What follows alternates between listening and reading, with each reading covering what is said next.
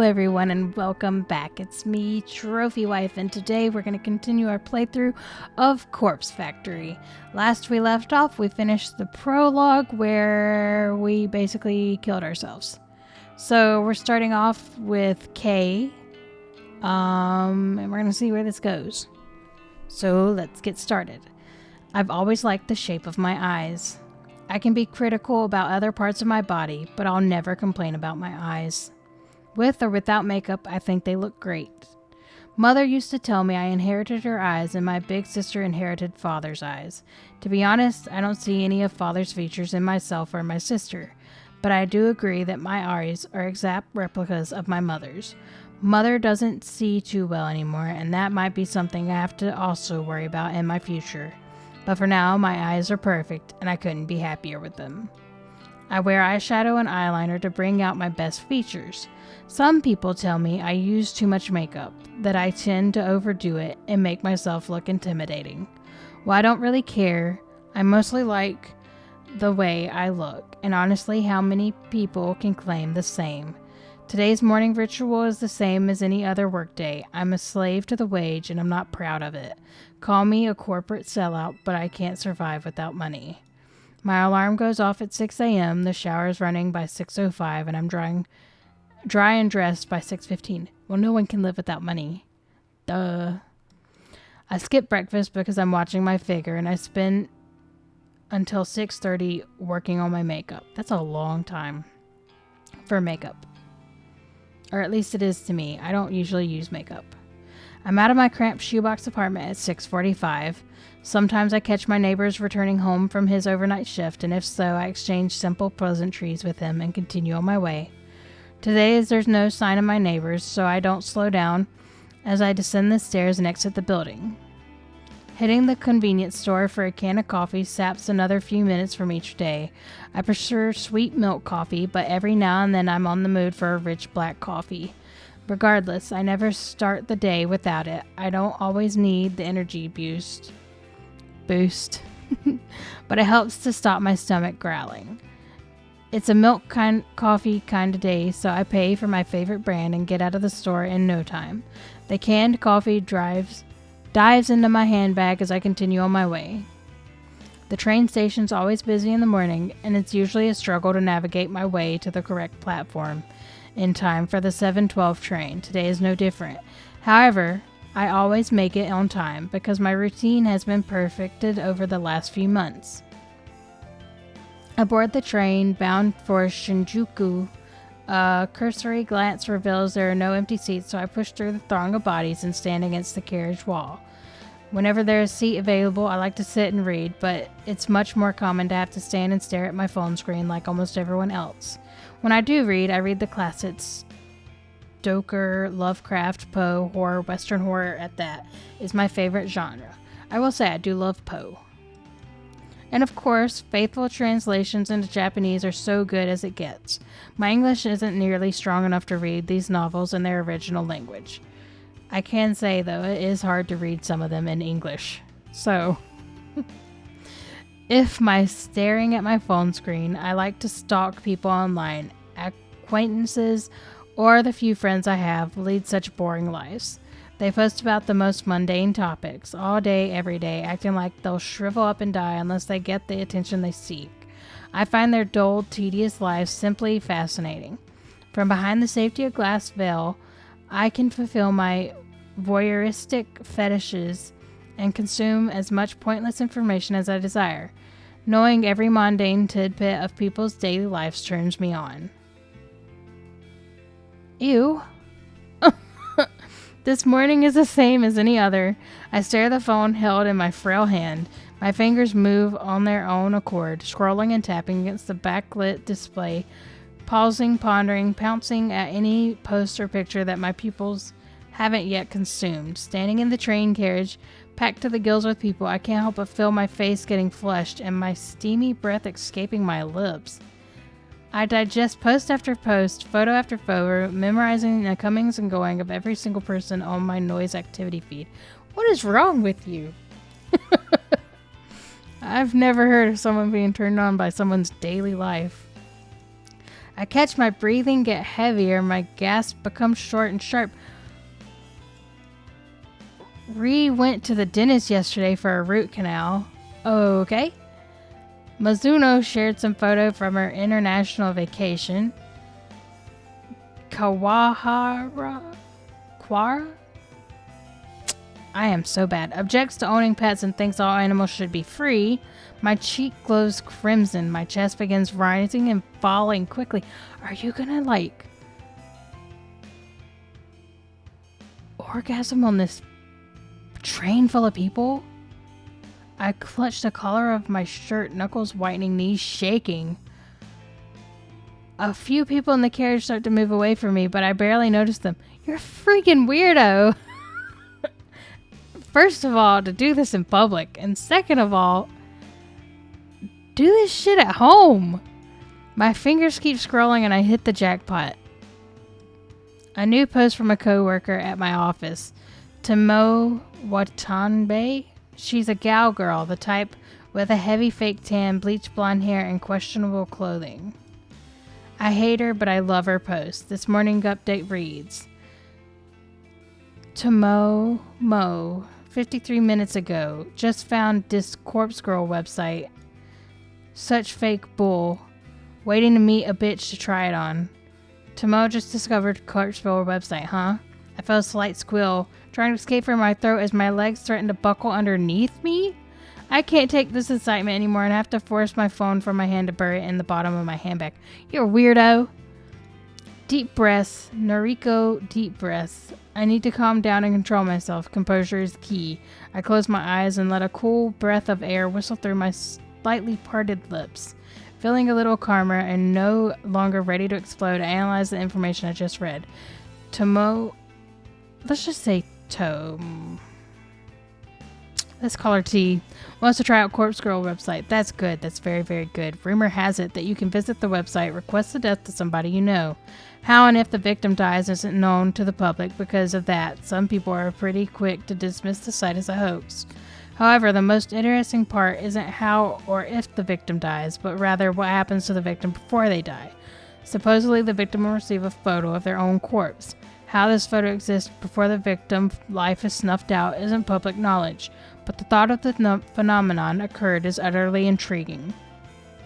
Nevertheless, the site has been gaining popularity lately, at least in certain corners of the internet. Message boards like Noise Channel and other similar sites have picked up on the rumors and like to exaggerate the website's authenticity.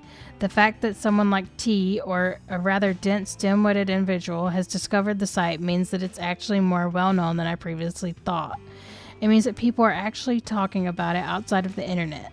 Chances are good that T will want to try it out and request the death of someone in the office, a coworker. Me, perhaps? She hates my guts as much as I hate hers. Finally, something exciting is going to happen in our dull workplace. The next station is Shinjuku. The doors on the right side will open. Please change here for the Chuo line, the Shonan Shinjuku line, the Saikyo line. As the automated announcement reads through a list of connecting train lines, I get ready to disembark. The train pulls to a stop and I contort my body around the other passengers in an attempt to exit the train.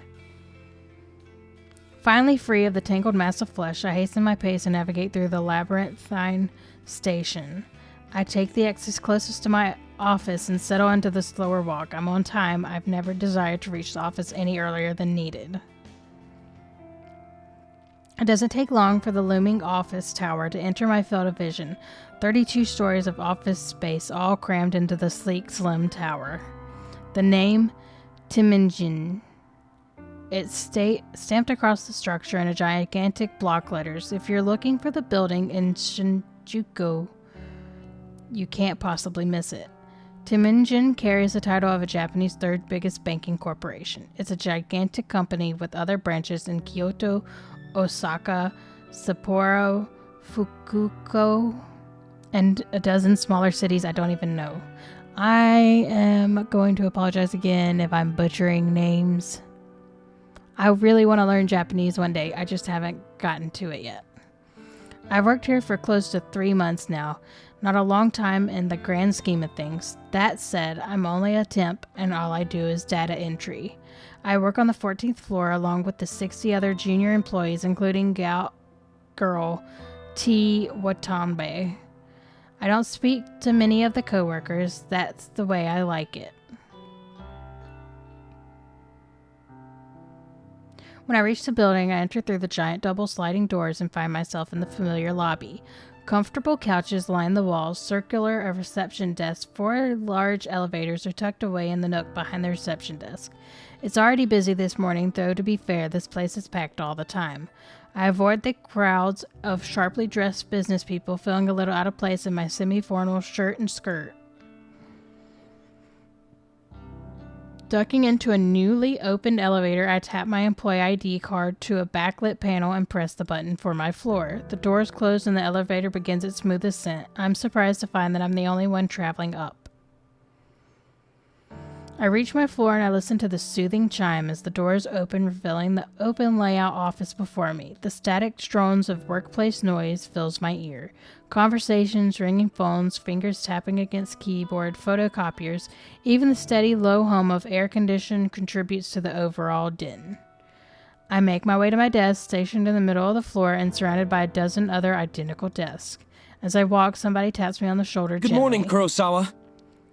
Oh, well, good morning. Ah, Shinya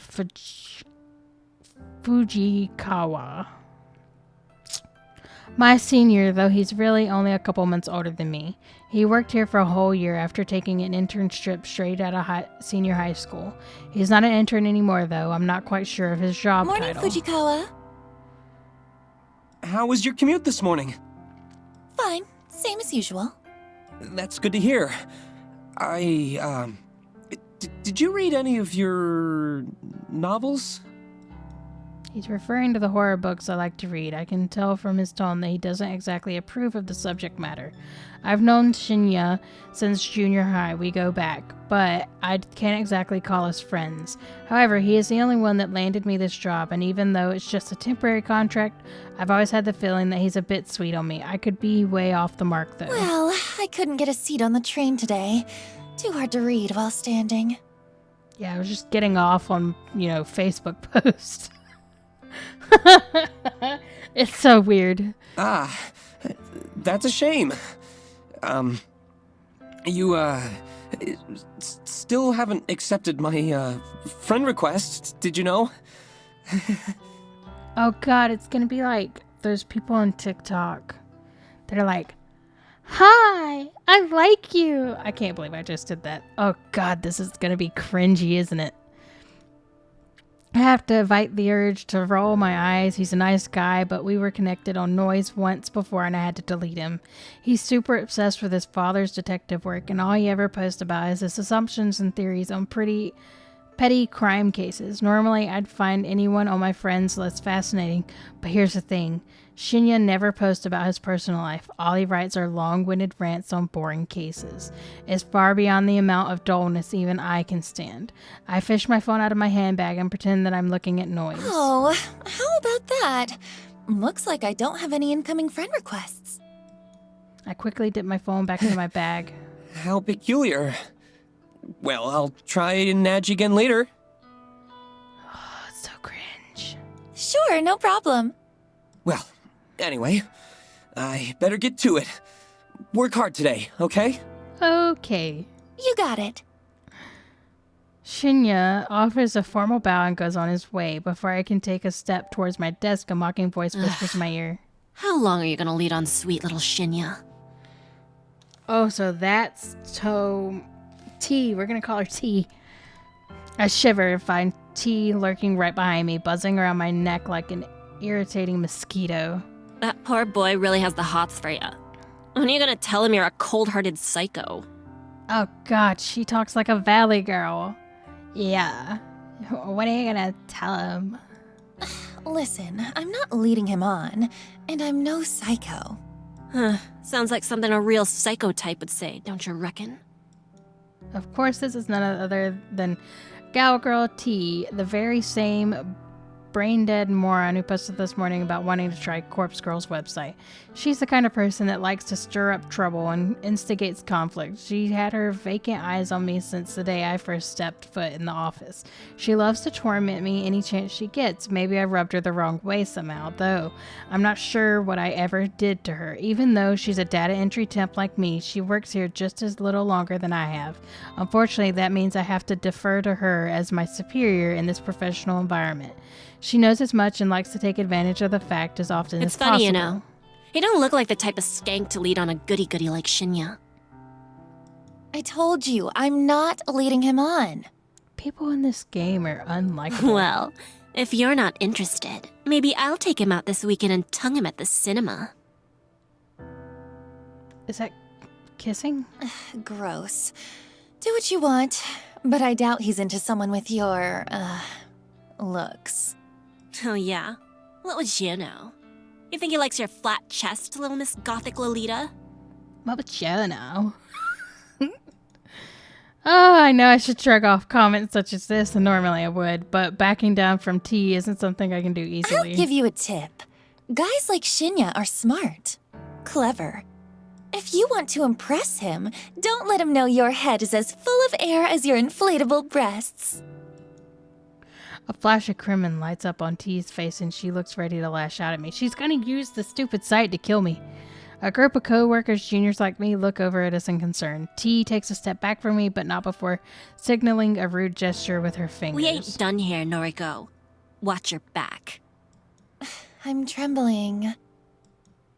T walks away and I breathe a sigh of relief. If it wasn't for having to deal with her, I wouldn't dread coming to work every day. Anyway, I wonder when she's planning to test out Corpse Girl's website. Will she try it on me since we just fought?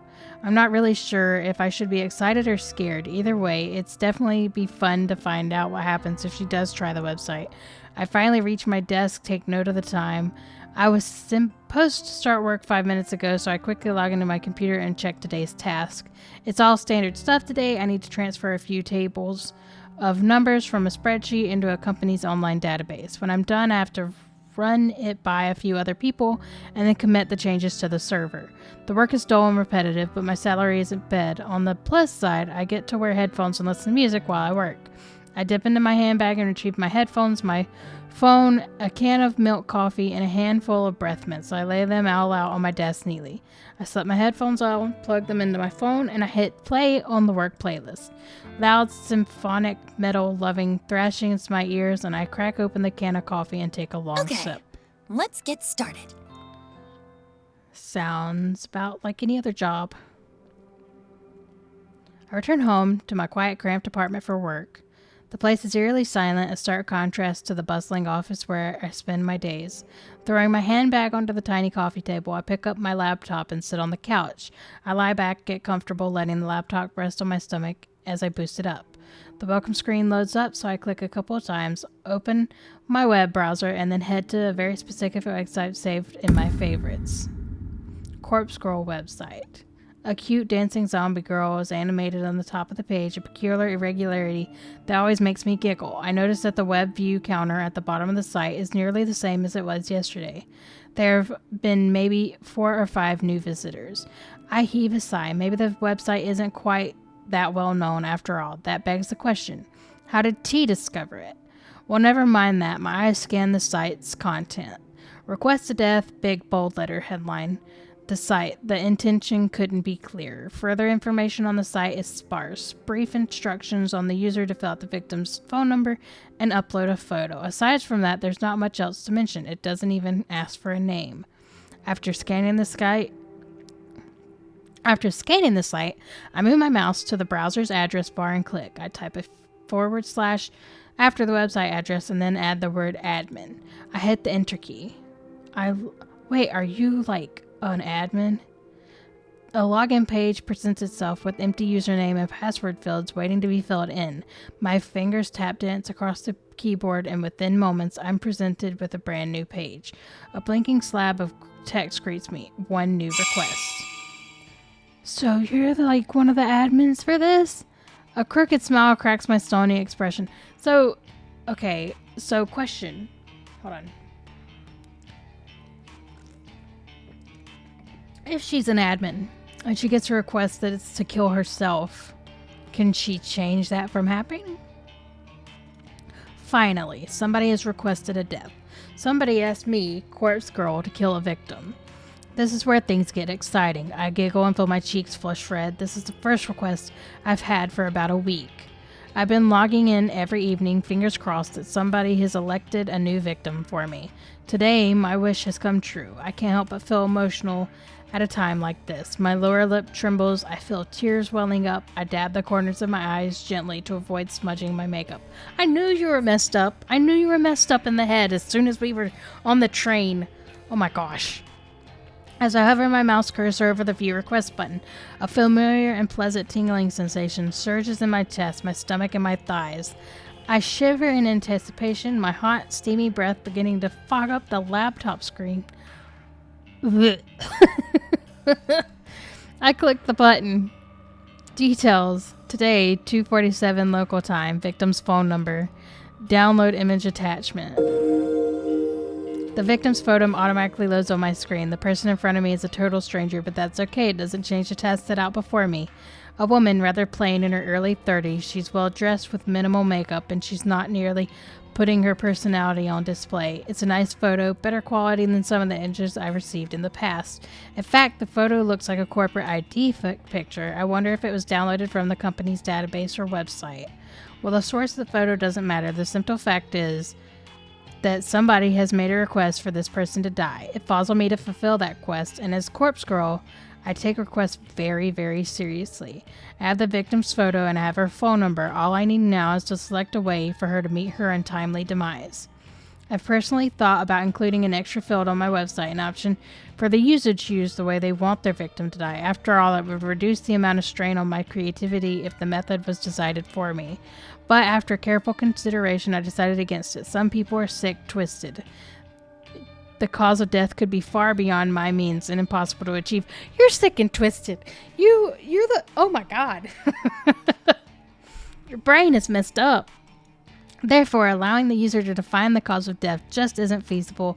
Instead, I'll stick to my current modus operandi.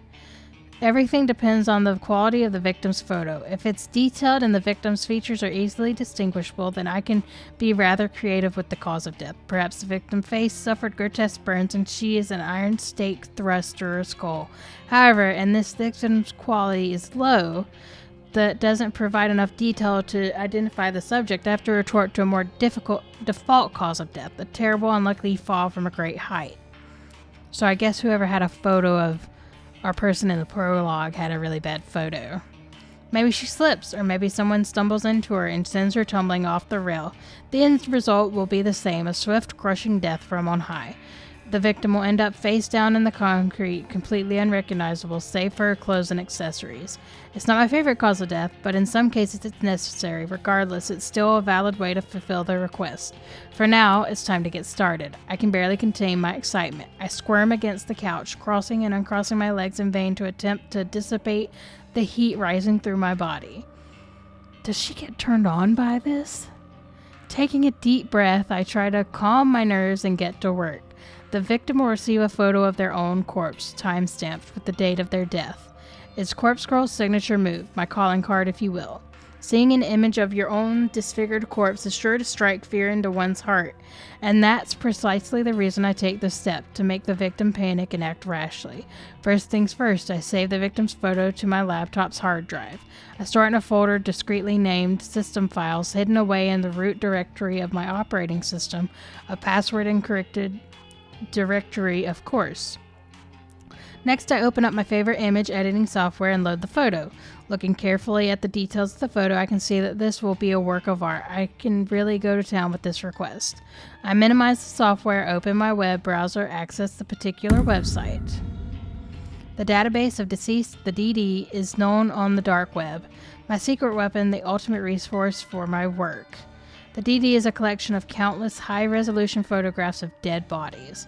Murder victims, crime scenes, suicides. If somebody has died in one way or another, chances are good that this some perverted individual has captured the moment in all of its gory glory.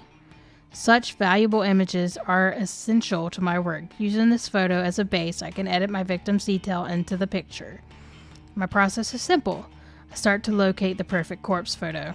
I search the database, and in less than 2 minutes, I discover a distinguished, detailed photo of a woman with her entrails spilling from her stomach. Her face is blue, having suffocated before even having a chance to bleed to death. She's about the same age as my victim. She's of a similar height and build. Finding a photo that specifically suits my victim's feature is easy thanks to the DD's excellent catalog of tags and filters. Simply search for the keywords that match my victim's description and find a corpse that fits. Using the photo as a starting point, I digitally edit my victim's face onto the body. It's not some quick job, and even a child can do it. It's a painstakingly crafted work of art that would fool even the keenest of eye. An hour passes, then 2, then 3. Before I know it, it's midnight has come and gone, but the work is nearing completion. All that remains is to add the final touches. I like to add specific distinguishable details to the image. A personal item, an accessory, clothes, makeup, you name it, I can edit it in. With personal details added, I adjust the lighting and color palette just slightly enough to make the photo truly unique. If the victim decides to reverse image search the photo and discover that it's a forgery, all my work would be for naught.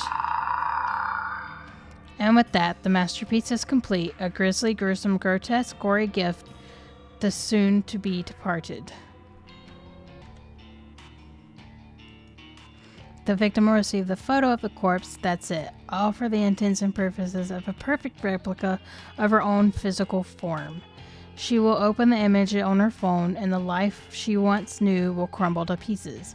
Okay, I get that how she makes the fake death, but how does it work? My lips curl into a satisfying smirk. During my hours of work, my breathing eventually steadied. My excitement nerves settle into a zen-like calm. But seeing the finished art piece now, I begin to feel my heart pounding once more. The macabre version before me is exhilarating. Adrenaline and dopamine surges throughout my body, giving me a sudden head rush of bliss. To say that I'm attracted to the sight of blood and guts would be misleading. No, I'm not into that at all. The excitement stems from the thought of taking control of somebody else's life, dictating their future, controlling their fate. For with the creation of this image, I have taken the victim's life into my own hands, like a puppet master pulling the strings of a marionette. By forging this convincing creation, I will compel the victim to take her own life. But how? That's the part I'm confused about. That's right, my own hands need not become stained. The hands of Corpse Girl have never been dirtied with the blood of a victim. This is the true nature of my work, carefully crafting corpse photos in such a way to convince the victim that their fate's already sealed, that no matter what they do, they cannot escape death that awaits them. And the date stamped on the photo is the icing on the cake, the ultimate driving force behind the victims choosing to end their own life. A date so near in the future, a time that has not yet occurred, a fiber of uncertainty carefully interwoven into the image that causes the victim to pause and consider the possibilities. Is this photo from the future? Is this truly my fate? How can I unwrite a future that has been pre-decided? These are the thoughts that run through the victim's mind. Despair and dread flood the senses. Overwhelming anxiety gives me way to calm acceptance.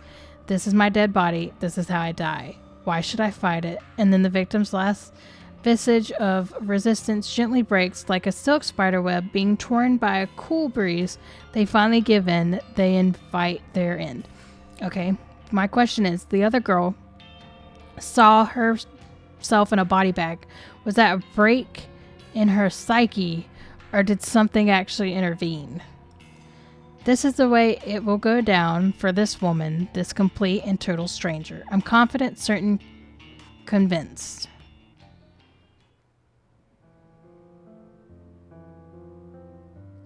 It was a sudden spark of inspiration that guided me to begin fabricating corpse photos about a year ago.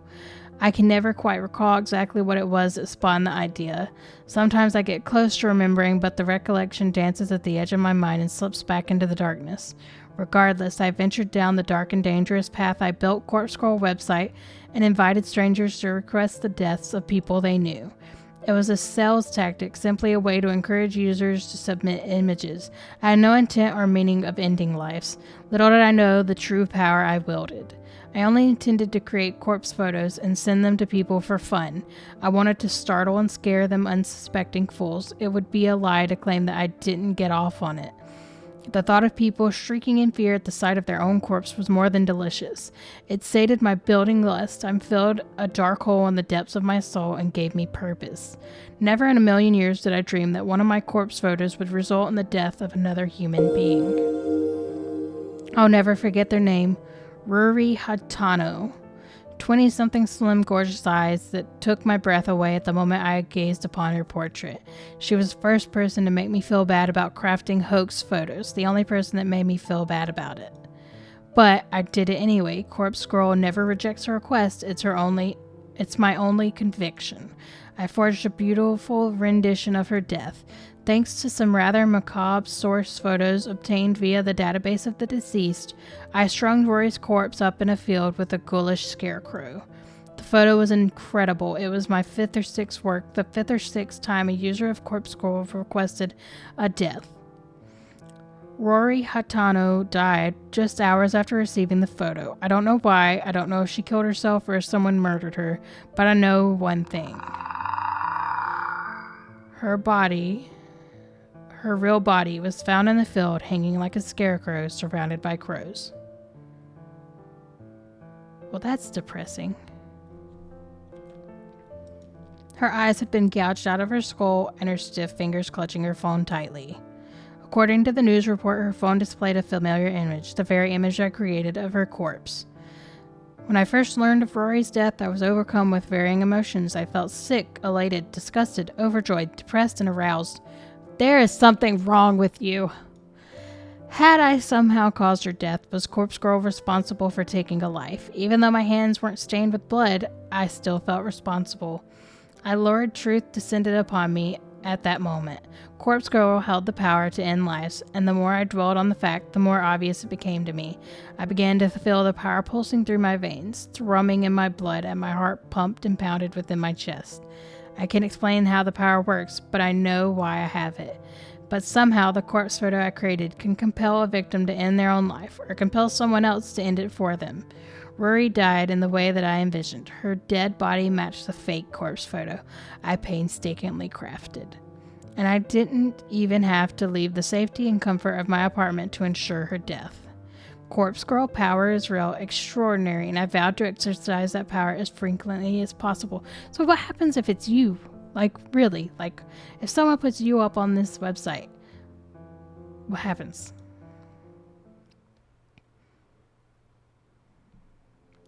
Rory Hatano died last year. Since then, I've been chasing that Russian thrill that comes with snuffing out a soul. It hasn't hard to grow the popularity of Corpse Girl website after the incident. Particularly dark corners of the internet gobbled up the news with enthusiasm, and the site saw an influx of new visitors. And on a few occasions, I even overheard people in the real world whispering about it, the mysterious website that let you request a death. I've crafted corpse photos for dozens of requests. Even a photo is more convincing and realistic than the last, thanks to my ever-evolving skills. But none of my recent attempts have been successful. Not a single person has dropped dead since Rory Hatano. So you haven't had anyone request a death in a year? Or is it they've requested deaths but they haven't died? I'm beginning to wonder if Corpse Girl power has fizzled out, or perhaps I never had any power to begin with. Maybe Rory's death was simply a fluke, a morbid coincidence. I spent countless hours doubting myself, doubting Corpse Girl. I've tried so hard to replicate the one's success. Every time I receive a request, I do the same thing as I did with Rory Hatano's case.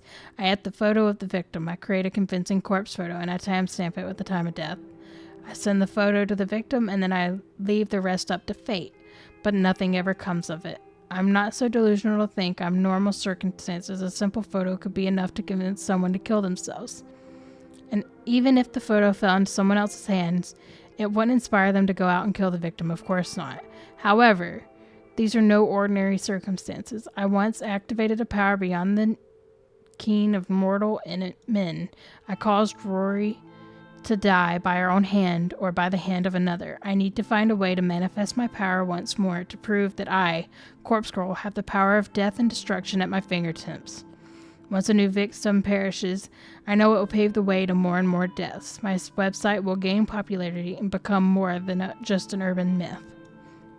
People will live their lives in fear, forever wondering if Corpse Girl is lurking behind the next text message they receive. Yes, I can see the future I crave so clearly in my mind. I'm close to achieving my goals. I know I am. And when my dream comes true, I can finally what? May 26th, Tuesday morning. Alright, guys, I'm going to end this one here. We're going to end up seeing what comes of this person that owns this website. Hopefully they get their own name put in the book and then they freak out about it.